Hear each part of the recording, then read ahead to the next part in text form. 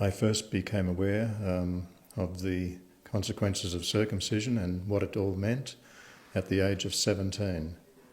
And since that point in my life, I'm now 64, I feel that my life has been virtually adversely affected through lack of self-confidence and ongoing psychological stress, particularly extreme levels of anxiety that I've suffered throughout all of my life, which I attribute directly to the adverse sexual impact caused by circumcision, which I feel is totally unjust and unfair to inflict on any human being. I am vehemently opposed to the genital mutilation of children. It is an absolute crime, even if it's not illegal. In reality, it is a crime.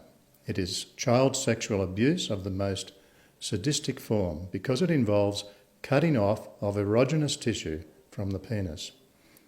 And this is a travesty of justice, and it needs to be addressed. And the governments of the world need to stand up and have courage and speak out against this atrocity. In 1997, at the age of 47, I first encountered Derek Townsend's foreskin restoration website on the internet, simply by accident. And this was an absolute revelation to me that there was the possibility of at least partially undoing the severe damage caused by circumcision, which I never requested in the first place. And I felt that my intimate life with my wife was adversely impacted by circumcision, this was the first time in my life that I became aware at the age of 47 that there might be some possibility of rectifying at least some of the damage. And this caused an enormous awakening in my mind about the tragedy of this issue and how it impacts so adversely on people's, not only their personal lives, but their social and professional work lives, etc. So this awakened me to the cause, and I became extremely activated as a result of this and began seeking out more information and learning about the whole issue from an academic perspective. And in this process, I decided to take direct action. I wrote many letters to the editors of newspapers condemning the child abuse of circumcision, which in reality is sexual reduction surgery. Let's not mince our words. It is sexual disabling surgery. And the people who perform this know full well what they're doing. And so this is an absolute criminal offence. And so I took a lot of direct action for about 10 years. I was interviewed both on radio and television and tried to do everything I could to change the abuse of children in this way. But I found that as a lone voice in Australia, there were other people of course, but I was kind of isolated where I was in Brisbane. And as a lone voice, I found that the impact really wasn't satisfactory, that it seemed to raise the noise level but wasn't achieving the desired result of actually stopping this kind of child abuse. So I decided to redirect my attention after about 10 years into the writing of academic journal articles and conducting research, empirical research studies with my students at Bond University. And the result of that has been quite a large number now, of peer-reviewed journal articles that have been published. And many of the studies have involved substantial sample sizes. For example, one study was conducted in the Philippines, and on 3,500 boys who were circumcised there, both comparing circumcision by the ritual method called Chuli, circumcision Chuli, versus circumcision by the medical procedure. And all of these boys who were circumcised in that particular study in the Philippines were administered the Watson post-traumatic stress disorder questionnaire, and we found that the rate of post-traumatic stress as measured quantitatively on this questionnaire was in excess of 50% of the boys circumcised via medical procedure, and I think in excess of 80% of the boys circumcise by the ritual Chuli procedure. As a psychologist, I'm well aware that traumatic experiences in early childhood have a devastating impact on the psychological development of the child and the person, the man he will become later on. And for example, if we look at Erikson's psychosocial theory of development, we can see that in the first year of life, the major psychosocial task, according to Erikson, is the development of a sense of basic trust over a sense of basic mistrust. And this is really the whole rationale for the birth without violence, the Boyle technique of birthing, to introduce children into the world in a non-violent way, to allow them to have an optimal chance of personality and psychological development. And yet you see what's happening in many hospitals around the world, particularly in the United States, that many infants, in some cases only a few hours after they've been born, are circumcised as a matter of routine. And this is an absolute tragedy of justice. It is an absolute traumatic episode in that child's life. Usually these are done, very often they're done without anaesthesia. And the result of undertaking an exquisitely painful amputation of half of the penile tissue is, extremely traumatic for that child. And even though the child is at a pre-verbal stage of development, that trauma nonetheless impacts adversely on the child's nervous system and may have long-lasting, if not permanent, effects on the development of that individual and his nervous system adversely impacted. So this is a tragedy. It is a travesty of justice.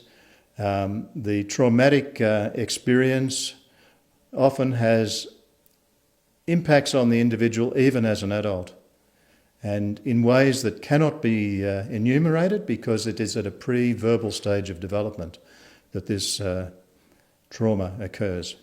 This is indeed child abuse of the worst kind. There's quite a lot of resistance in the general population and in the medical community with regard to the abolition of circumcision of infants and children.